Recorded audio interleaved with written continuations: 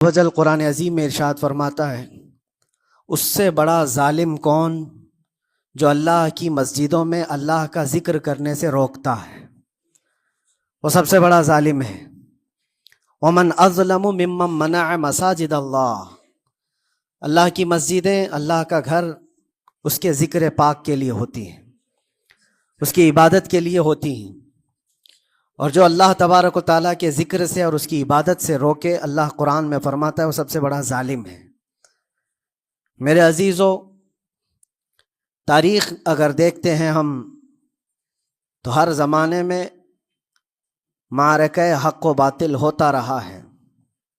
باطل طاقتیں ہمیشہ یہ چاہتی ہیں کہ اللہ کے ذکر کو روکیں، کیونکہ طاغوت شیطان جس کا ذکر قرآن میں ہے وہ ہمیشہ سے یہ چاہتا رہا ہے کہ اللہ کا ذکر کرنے والوں کو روک دیا جائے، کیونکہ اس نے اللہ تبارک و تعالیٰ سے یہ وعدہ کیا، چیلنج کیا تھا، لَأَقْعُدَنَّ لَهُمْ صِرَاطَكَ الْمُسْتَقِيمِ، اے رب میں تیرے سیدھے راستے پر بیٹھ جاؤں گا، ثُمَّ لَآتِيَنَّهُمْ مِنْ بَيْنِ أَيْدِيهِمْ وَمِنْ خَلْفِهِمْ وَعَنْ أَيْمَانِهِمْ وَشِمَائِلِهِمْ، اور میں اس سیدھے راستے پر جو بھی گزرے گا اس کو کبھی سامنے سے آ کر بہکاؤں گا، کبھی پیچھے سے آ کر بہکاؤں گا، کبھی دائیں سے کبھی بائیں سے۔ اور اللہ تبارک و تعالیٰ سے شیطان مردود یہ کہتا ہے، وَلَا تَجِدُ أَكْثَرَهُمْ شَاكِرِينَ، تو تیرے بندوں میں شکر گزار بندے نہیں پائے گا۔ مطلب یہ ہے کہ ابلیس لعین مسلسل یہ کوشش میں ہے کہ اللہ تبارک و تعالیٰ کے بندوں کو اس کے ذکر سے دور کرے، اس کے شکر سے دور کرے۔ آج بھی وہ کیفیت ہم دیکھتے ہیں کہ سب سے زیادہ اللہ کے ذکر سے روکنے کے لیے جو شیطانی طاقتیں کوشش کر رہی ہیں، مگر میرے عزیزو یہ تمہارا امتحان ہے، تمہارا امتحان ایسا کہ کبھی یہ مت سمجھنا کہ تم خالی ہو، کیونکہ قرآن پاک اللہ تبارک و تعالیٰ 21ویں پارے میں فرماتا ہے، احسب الناس ان یترکوا ان یقولوا آمنا وہم لا یفتنون، کیا لوگ یہ گمان کر کے بیٹھے ہیں کہ وہ ایمان لے آئے تو ہم ان کو آزمائیں گے نہیں، یا ان کو چھوڑ دیا جائے گا؟ جو ایمان لایا ہوا بندہ ہے وہ آزمایا جائے گا۔ ایمان اگر تمہارے پاس ہے تو تمہیں امتحان سے بھی گزرنا ہی ہوگا۔ یہ ایمان کسی حلوہ پراٹھے کا نام نہیں ہے، کھا کر کے مست نیند سو جائے، پھر اسے اس دار فانی میں، اس دنیا میں امتحانات سے گزار کر کے اپنے ایمان کی کسوٹی کو دکھانا ہوگا۔ اسی لیے قرآن یہ بھی کہتا ہے کہ تمہیں کیسے کیسے آزمایا جائے گا، وَلَنَبْلُوَنَّكُمْ بِشَيْءٍ مِّنَ الْخَوْفِ وَالْجُوعِ وَنَقْصٍ مِّنَ الْأَمْوَالِ وَالْأَنفُسِ وَالثَّمَرَاتِ، ہم تمہیں آزمائیں گے کبھی بھوک سے، کھانے کی قلت سے، اور کبھی خوف سے، ڈر آئے گا تمہارے پاس، اور پھر اللہ تعالیٰ فرماتا ہے کبھی مال و دولت کی کمی سے، وَنَقْصٍ مِّنَ الْأَمْوَالِ وَالْأَنفُسِ، کبھی لوگوں کی جان چلی گئی ہو، کثرت سے تمہارے عزیز مر گئے، یہ بھی آزمائش ہے، اور پھلوں کی کمی۔ اللہ تعالیٰ فرماتا ہے یہ 5 چیزیں ہیں جو تمہاری زندگی میں آئیں گی اور تمہیں آزمایا جائے گا، اور ان کمیوں کے وقت تمہارا ایمان دیکھا جائے گا تم کیا کہتے ہو۔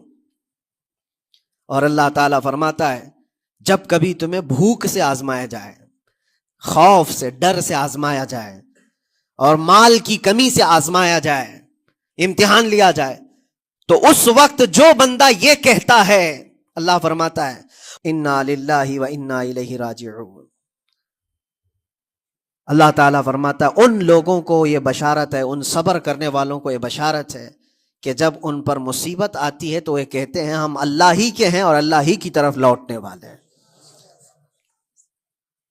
یہ مصیبت کے وقت یہ جو 5 چیزوں سے آزمایا گیا ہے، ان آزمائش کے دور پر جو بندہ اللہ تبارک و تعالیٰ کی اس عطا پر راضی رہتا ہے وہ صبر کے ساتھ نکل گیا ہے۔ آج کے دور میں بھی میرے عزیزو بے شمار جانیں ہماری درمیان سے جا رہی ہیں، آپ کو اندازہ ہے موت اتنی عام ہو گئی ہے، اتنی عام ہو گئی ہے کہ اب لوگوں کو موت پر کوئی افسوس بھی نہیں ہوتا۔ ہر دن خبریں موت کی سرخیاں چھاپتی ہیں، 100-200 کی موت کوئی معنی نہیں رکھتی آج۔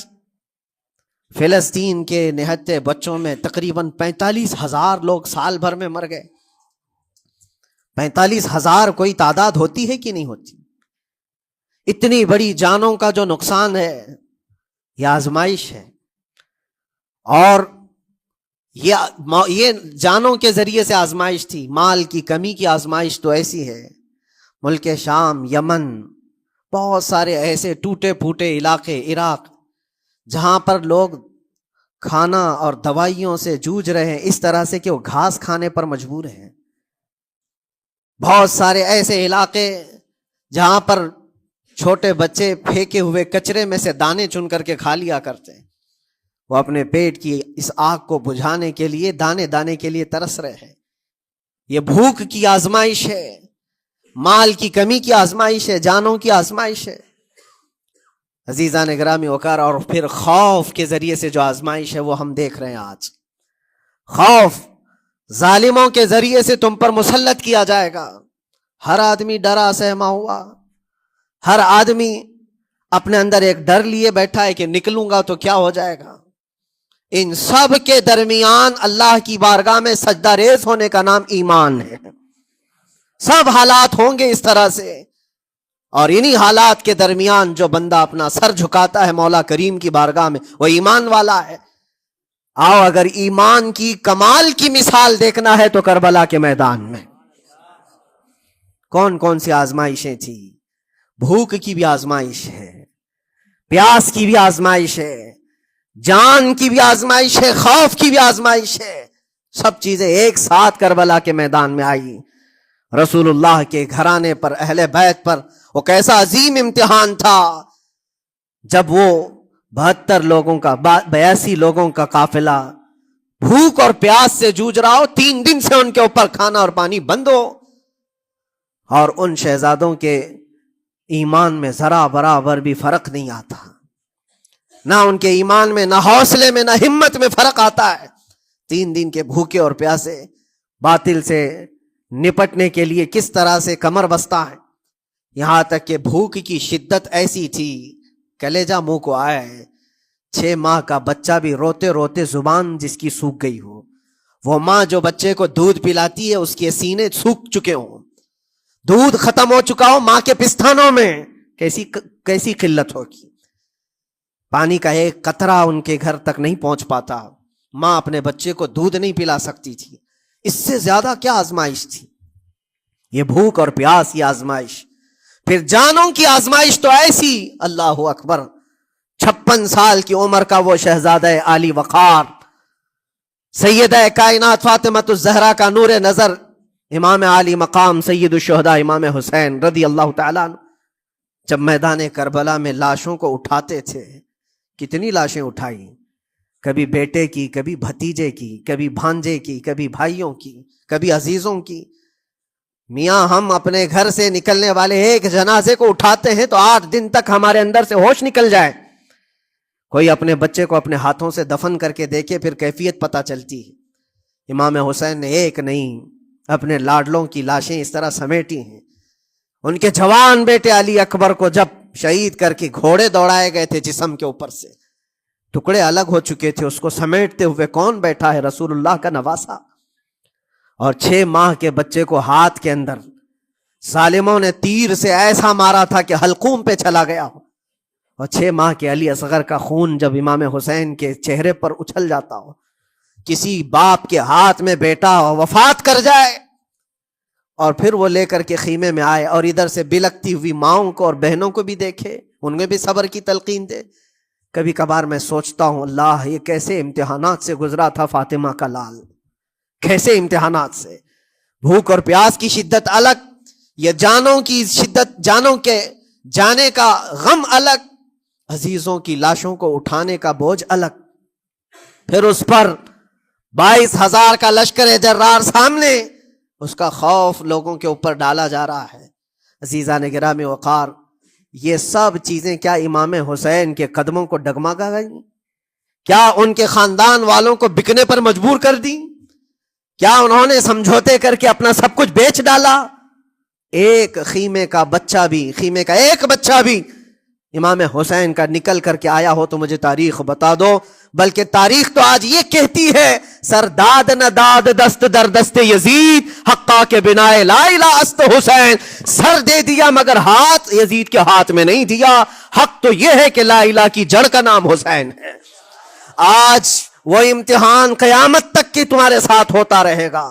قیامت تک تمہارے ساتھ یہ آزمائش ہوتی رہے گی, کبھی بھوک سے, کبھی ڈر سے, کبھی جانوں کے نقصان سے, لیکن پھر تمہیں دیکھا جائے گا تم بکتے کتنے ہو, نکلتے کتنے ہو, ہواؤں کے پجاری کتنے ہیں, خواہشات نفس کو ماننے والے کتنے ہیں, اپنے کمفرٹ زون میں جینے کے لیے ایمان کا سودا کرنے والے لوگ کتنے ہیں. یہ آزمائش ہوتی رہے گی میرے عزیزوں.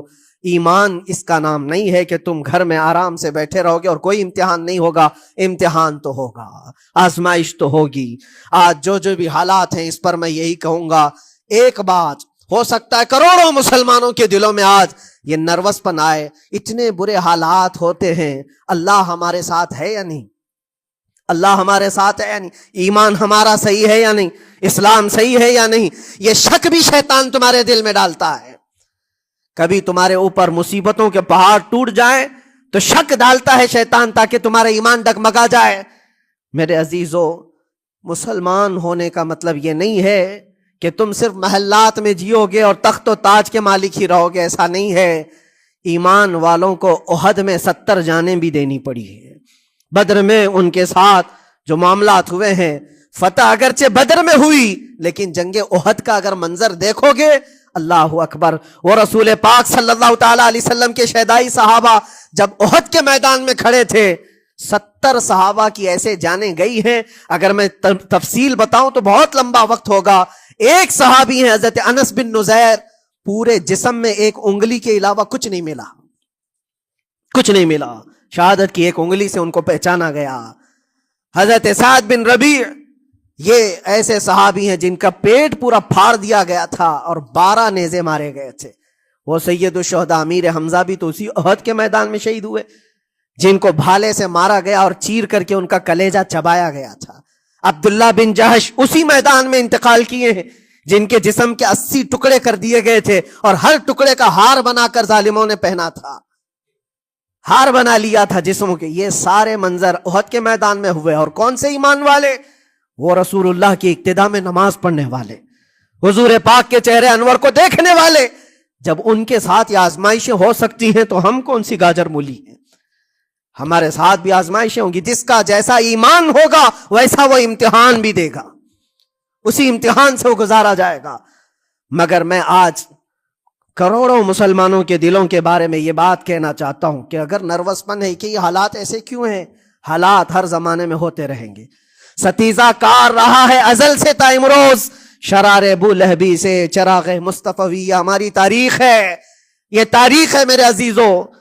اللہ تعالیٰ قرآن میں فرماتا ہے تِلْكَ الْأَيَّامُ نُدَاوِلُهَا بَيْنَ النَّاسِ, یہ دن ہیں جو ہم لوگوں کے درمیان پلٹتے رہتے ہیں. کبھی تم بادشاہ بنو گے, کبھی فقیر بن جاؤ گے. اور آج جو تخت پر ہیں ہو سکتا ہے وہ کل ڈگر ڈگر گھوم رہے ہوں. آج جن کو طاقت کا نشہ ہے ہو سکتا ہے وہ بھیک مانگنے پر بھی مجبور ہو جائے. لیکن ایک بات یاد رکھنا, نروس پن اپنے دل میں آنے نہ پائے. ان حالات سے دیکھ کر کے گھبرا نہ جانا. ایمان تمہارا سچا ہے, اللہ کل بھی تمہارے ساتھ, آج بھی تمہارے ساتھ. بس تمہاری عبادت میں فرق آنے نہ پائے, تمہارے سجدوں میں کمی ہونے نہ پائے, تمہارے ایمان میں تزلزل آنے نہ پائے. اللہ ایک ہے تو ایک ہے, اللہ سچا ہے تو سچا ہے. میں نے اللہ کو نہیں دیکھا لیکن اللہ پر ایمان ضرور ہے. یہ یقین اور یہ عقیدہ تمہارا مضبوط رہے. ہاں ہمیں معلوم ہے, کچھ لوگ ہم سے پوچھتے بھی ہیں, اللہ تبارک و تعالیٰ پوری کائنات کا مالک جس نے ہر چیز پیدا کیا اور اس کی عبادت کرنے والے ہو آپ, لیکن پھر اسی اللہ رب العزت کی یہ مسجدیں کیوں ڈھائی گئی, کیوں مسجدوں کو ختم کیا جا رہا ہے؟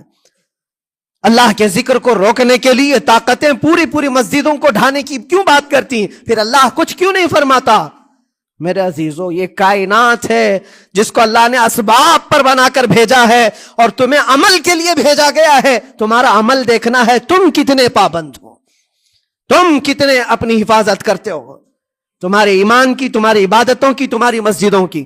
تم مسجدیں خالی کر کے گھوم رہے ہو, فجر کی نماز میں اپنے گھروں پر سوئے ہو اور پھر اللہ کے گھروں کی حفاظت کی بات کر رہے ہو کہ مسجدیں ڈھائی جا رہی ہیں، مسجدوں پر آکرمن ہوتا ہے. یہ ساری باتیں کیوں؟ تم جب ان صفوں کو خالی کر دو گے، یہ مسجدیں چیخ چیخ کر پکارتی ہیں اللہ کی بارگاہ میں.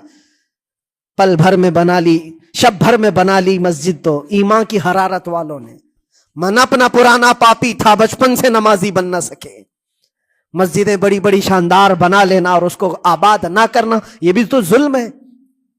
آپ ان مسجدوں کی حفاظت کی جو بات کر رہے ہیں، ان مسجدوں کی حفاظت صرف کمیٹیاں بنانے سے نہیں ہوتی، نمازوں سے ہوتی ہے، اس کے اندر تلاوت قرآن سے ہوتی ہے. عزیزان گرامی، اور پھر یہ بات ان ظالموں کے لیے کہ اگر وہ ہاتھ لگا کر مسجدوں کو اٹھانا پھینکنا اس کو اپنی طاقت کا ذریعہ سمجھتے ہیں تو سمجھ لو تھوڑے دن کی بات ہے. اگر اسی کا نام طاقت ہے کہ عبادت گاہوں کو مسمار کر کے طاقت کے تخت کو بٹھایا جائے، تو یاد رکھنا بڑھتے بڑھتے بڑھتے تمہارا نشہ کہیں تمہیں فرعون نہ بنا دے. اور اگر فرعون بن گئے تو انتظار کرو، اللہ تعالیٰ بڑے بڑے فرعونوں کو صرف پانی سے ہلاک کرتا ہے. بہت بڑے بڑے نمرودوں کو اللہ تعالیٰ مچھر سے ہلاک کرتا ہے. وہ ابرہہ بھی تو آیا تھا جو کعبہ ڈھانے کے لیے آیا تھا، ہاتھیوں کا لشکر لے کر آیا تھا، جس کا ذکر قرآن پاک میں الم تر کیف فعل ربک باصحاب الفیل. اے محبوب، کیا آپ نے نہیں دیکھا ہاتھی والوں کے ساتھ اللہ نے کیا معاملہ کیا؟ پورا ہاتھیوں کی فوج لے کر آیا تھا کعبے کو ڈھانے کے لیے. ہوا کیا؟ کعبہ کو ڈھانے کے لیے اتنی خطرناک فوج تھی اور مکہ والوں میں لڑنے کی اتنی طاقت نہیں تھی. اللہ کریم نے ابابیل چڑیوں کی ایک فوج کو بھیجا. ہاتھی کہاں اور چڑیا کہاں؟ کوئی مقابلہ ہوتا ہے؟ کوئی مقابلہ ہے؟ تصور میں نہیں آتا. لیکن رب تبارک و تعالیٰ کا ایک دستور ہے، بڑی بڑی طاقتوں کو چھوٹی طاقتوں سے ہلاک کرتا ہے. چھوٹی چھوٹی سی چڑیاں ہیں، ایک ہاتھ میں تمہارے آ جائیں، ایک چونچ میں اور دو پاؤں میں کنکریاں لے کر آتی تھی، اوپر سے صرف وہ کنکریاں گراتی، ہاتھیوں کے پیٹ پھٹ جاتے اور آگ لگ جاتی تھی. اللہ تبارک و تعالیٰ کی طاقت کا یہ مشاہدہ، قوت کا ایک ہلکا سا اظہار جو مکہ کی ان وادیوں میں ہوا، منا، اور اللہ تعالیٰ فرماتا ہے فَجَعَلَهُمْ كَعَصْفٍ مَأْكُولٍ. اللہ نے ان کو ایسا کر دیا جیسے کھائی ہوئی مرغی ہوتی ہے، نوچ نوچ کر کے کھا کر چھوڑی ہوئی مرغی ہو. پوری فوج کی حالت ایسی ہو گئی تھی. کعبہ مکرمہ کو ڈھانے کے لیے آئے، تب اللہ تبارک و تعالی ظالموں کو کس طرح سے نیست و نابود فرمایا. ہمیں یقین ہے میرے عزیزوں، اللہ تبارک و تعالی وہ ابابیل بھیجنے والا مولا آج بھی زندہ اور ہمیشہ زندہ رہے گا. وہ حی اور قیوم ہے، ہمیشہ سے زندہ ہے اور ہمیشہ زندہ رہے گا. لیکن تمہارا امتحان ہوتا رہے گا، تمہارا امتحان ہوتا رہے گا. اللہ کے نبی صلی اللہ تعالی علیہ وسلم کے لیے مدد آئی ہے تو اس کا مطلب یہ نہیں ہے کہ وہ صرف بیٹھ کر کے مدینے میں دعائیں کرتے تھے. نہیں، عمل کے میدان میں اترے بھی ہیں. صحابہ نے بھوک اور پیاس برداشت کی ہے، کتنے کتنے دنوں تک وہ ایک کھجور پر پورا دن گزارتے تھے. پیوند لگے کپڑے. حضرت ابو ہریرہ فرماتے ہیں ہم تو ایک جنگ سے ایسے واپس آئے تھے کہ ہمارے پاؤں کے پورے ناخن اکھڑ گئے تھے، پاؤں کے ناخن اکھڑ گئے. خندق کے میدان میں خود نبی پاک صلی اللہ علیہ وسلم اپنے ہاتھوں سے خندق کھودتے رہے، اور پیٹ پر پتھر باندھنا، یہ سب مشقتیں، سٹرگل کیا ہے. پھر اللہ سے یہ دعا کیا مولا تو اپنی مدد بھیج دے، تو اپنے رحم و کرم کی بارشیں برسا. اور ہم یہاں مست کھا پی کر کے پھر دعا کرتے ہیں مدد آ جائے. تم نے محنت کون سی کی، کون سی مشقت کی؟ میرے عزیزو، اگر محنت و مشقت میدان میں اتر کر کرنے کا موقع نہیں ہے تو عبادتیں تو کرو اپنی پوری، اپنی نمازیں تو کمپلیٹ کر لو اور اللہ کو راضی کرو. اپنے گناہوں سے اگر وہ غضبناک ہے تو توبہ کرو. اور جاتے جاتے یہ بات بھی میں عرض کروں گا کہ آج جن لوگوں کو ایسا لگتا ہے کہ یہ کھیل تماشا ہے، ایک بات یاد رکھنا، کسی مسجد کے ختم ہو جانے سے یا مومن کے کسی کے ہار جانے سے ایمان کبھی ہارتا نہیں ہے. ایمان ہمیشہ جیتتا ہے. تھوڑی دیر کی تکلیف تو مومن کو ہو سکتی ہے، لیکن اس کے ساتھ ایمان ہے تو ہمیشہ سر بلند ہے. اس سے بڑی کوئی کامیابی کیا ہے؟ ہم نے دیکھا ہے کربلا کی تاریخ میں جیتا کون ہے؟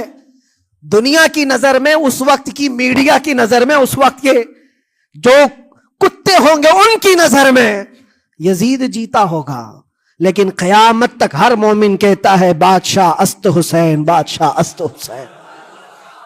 ایمان کی جیت ہمیشہ ہے، اگرچہ وہ ٹکڑوں میں بدل جائے، اگرچہ وہ 1000 ٹکڑوں میں ہو جائے۔ آج بھی پھریرا لہرا رہا ہے تو حسین اعظم کا لہرا رہا ہے۔ اسی لیے یاد رکھو، صرف تخت پہ چڑھ کر بیٹھنے کا نام جیت نہیں ہے۔ ابھی الیکشن بھی گزرا، کچھ لوگ نروس ہوں گے کہ ہم ہار گئے۔ اگر وہ ایمان والے ہیں، سچے ایمان والے ہیں، تو انہیں یاد رکھنا چاہیے جیت اور ہار صرف تخت حاصل کرنے کا نام نہیں ہے، دلوں پر حکومت کرنے کا نام جیت ہے۔ اور آج 800 سال گزر گئے، ہند الولی سلطان الاولیاء غریب نواز کی حکومت ہم سب پر قائم ہے۔ کس بات کی حکومت ہے یہ دلوں کی حکومت ہے۔ اور وہاں جو ہاتھ لگانے کی کوشش کر رہا ہے وہ اپنے ہاتھوں کو بچا لے، آگ تمہارا انتظار کر رہی ہے، آگ تمہارا انتظار کر رہی ہے۔ اس لیے کہ اللہ فرماتا ہے من عادی لی ولیا فقد آذنتہ بالحرب، جس نے میرے ولی سے دشمنی کی میں اس کو اپنے ساتھ جنگ کا اعلان کرتا ہوں۔ اور اب تعالیٰ سے جنگ کرنے کے لیے تیار ہو؟ اللہ کے ولی سے مقابلہ کرنا چاہتے ہو؟ اللہ کے ولی کو چھونا چاہتے ہو؟ رب تعالیٰ فرماتا ہے جو اللہ کے ولی سے دشمنی کرتا ہے اسے میں اپنے ساتھ جنگ کا اعلان کرتا ہوں۔ ہے کسی کی ہمت و طاقت اللہ سے جنگ کرنے کی؟ تو جو یہ چاہتے ہیں کیڑے مکڑوں کی موت مرو گے، اس سے بھی خطرناک ذلیل ہو کر مر جاؤ گے۔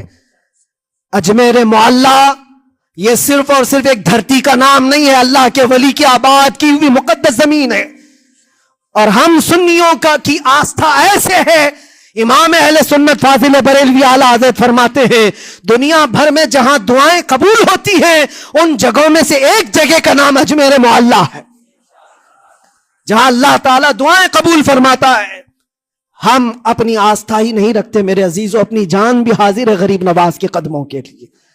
اس لیے میں کہنا چاہتا ہوں سرکار غریب نواز رضی اللہ تعالیٰ عنہ کے رکشک، یہ لوگ اگر یہ سمجھتے ہیں کہ مسلمان بکھر گئے ہیں، ٹوٹے ہیں، بکھرے ہیں، ان کے پاس کوئی طاقت نہیں، کوئی سیاست نہیں، اور ہم جس کو چاہیں آکرمن کر کے ختم کر دیں، ہو سکتا ہے ہم سب کو مار ڈالو تمہاری طاقت کے ذریعے، لیکن وہ غریب نواز ہے۔ اپنے باپ داداؤں کی تاریخ یاد رکھنا، پوچھنا، جو غریب نواز کو اٹھانے کی کوشش کیا اٹھ گئے، اور وہ دھرتی پہ آج بھی آباد ہے۔ انشاءاللہ قیامت تک اجمیر معلیٰ چمکتا رہے گا۔